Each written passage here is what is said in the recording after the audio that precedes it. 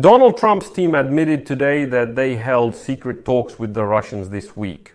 In addition, the American president's team announced new urgent talks with the Kremlin to end Russia's war against Ukraine. Trump stated today that in the coming days, Special Envoy Steve Vitkov will visit Moscow again to meet with Putin. At the same time, United States Secretary of State Marco Rubio admitted that earlier this week, American officials held talks with the Russian delegation, but no progress was made. Interestingly, during these same days, the American delegation held two-day talks with the Chinese delegation regarding a trade deal, and the Chinese did not make any concessions regarding pressure on the Kremlin. Nevertheless, the United States representative to the United Nations stated today that Trump still expects a peace agreement to be reached by August 8th. But today, Donald Trump also stated that after August 8th, he will still impose sanctions against Russia and its allies. But he's not sure that they will work at all. On the other hand, today the United States Congress made an important decision for Ukraine regarding our defense capability. Let's figure out together what's actually happening and why Trump is once again making contact with the Russians and what these new negotiations might bring. My name is Alexei Pechi. We'll go through everything step by step, but before we start, I ask you to subscribe to this channel. Give it a like, leave any comment, and be sure to subscribe to my Telegram channel, Pechi News. The link to it is in the description of this video. There we post breaking news as it comes in. So, the President of the United States of America, Donald Trump, commented on the Russian attack on Kyiv on the night of July 31st, which unfortunately resulted in the deaths of at least 16 civilians. He called Russia's actions disgusting, and now I'll quote him. Russia. I think what they're doing is disgusting. This is Biden's war, not mine. I think what Russia is doing is very sad. A lot of Russians are dying, more Russians are dying, but Ukrainians are dying too.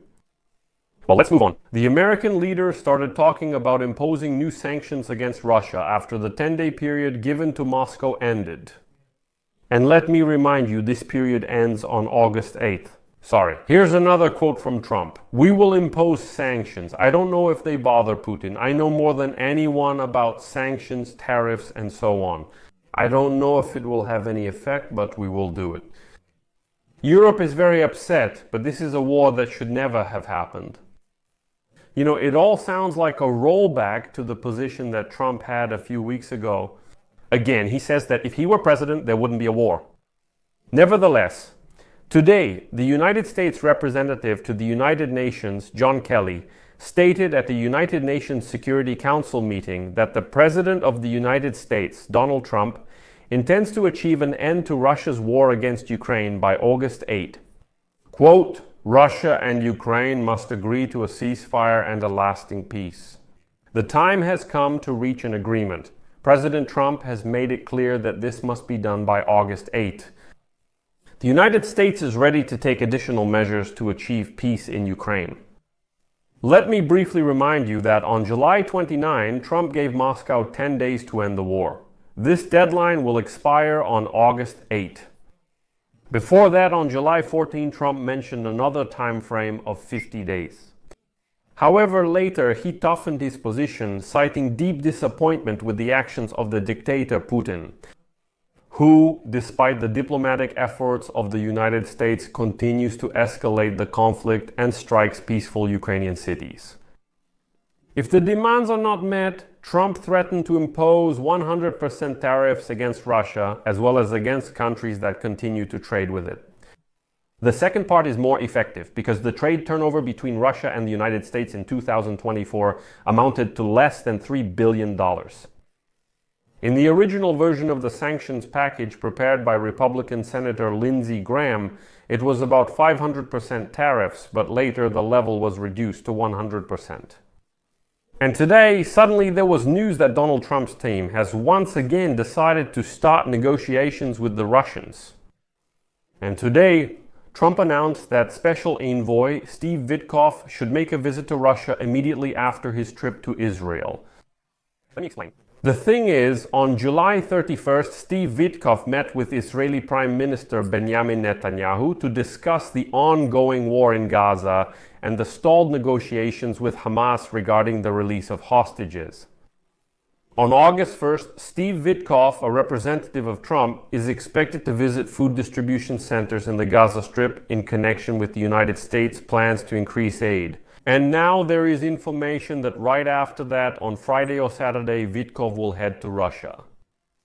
It is not yet known whom Vitkov will meet with, although the visit itself looks extremely strange, and it sounds even stranger against the backdrop of the statement by United States Secretary of State Marco Rubio. Today he announced that there were closed-door negotiations between the Russian and American sides this week. According to him, Vladimir Putin did not participate in the dialogue, but other high-ranking representatives of the Kremlin were involved. As Marco Rubio noted, the American administration was hoping for some mutual understanding in finding ways to achieve a peaceful settlement in Ukraine, but in the end, quote, no progress was made in this direction.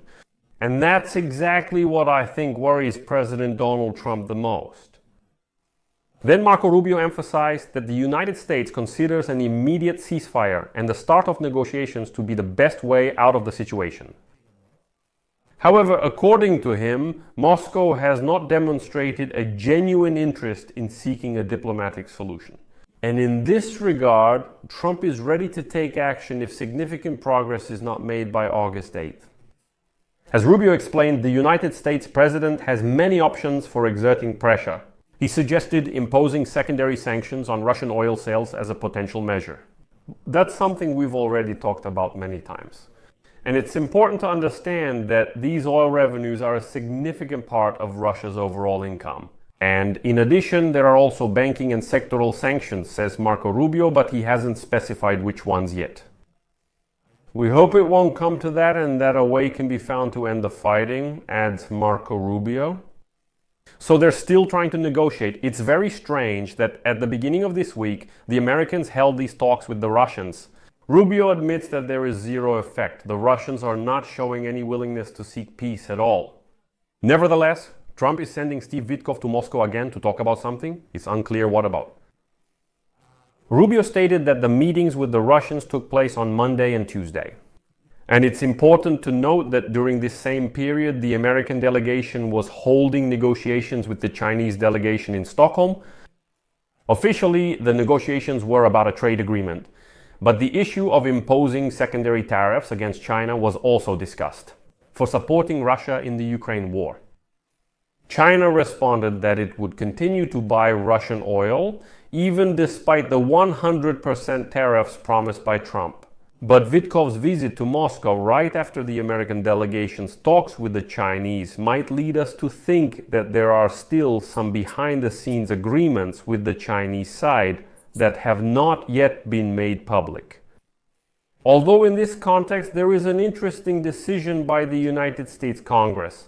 The United States Senate Appropriations Committee has approved the budget for the United States Department of Defense for the next fiscal year. Among the expenditures, about $1 billion is allocated for support to Ukraine. The Pentagon's budget will amount to $852 billion. This is $22 billion, or 2.6% more than what the president requested at the beginning of this year. Notably, the money for aid to Ukraine was included in the document, even though President Trump's administration asked Congress to exclude this funding from its budget request. The corresponding bill received strong support from both Republicans and Democrats. And now Senator Mitch McConnell, who chairs the subcommittee on defense issues, stated that this United States presidential administration, like the previous one, underestimated the level of challenge we are facing. It is reported that this bill provides $800 million for the Ukraine Security Initiative. Do not confuse this with, and $225 million for the Baltic Security Initiative. That is, this is the money that partially compensates the Baltic countries for the assistance they provided to Ukraine. And it is noted that a significant portion of these funds will go to support Ukraine in the war against Russia. In general, as I understand it, we can expect a lot of interesting news until August 8th. After all, Trump's team will still try to negotiate with the Russians, who are not showing any signs of being ready for peace. But until August 8th, they will keep trying. I don't know how to talk to them. I'll leave it at that for now. We'll definitely come back to this topic and keep a close eye on it. Share your opinions and conclusions in the comments below this episode. Subscribe to the channel, hit the bell, and don't forget to like. That's all for now. Take care, everyone. Goodbye. Subtitles created by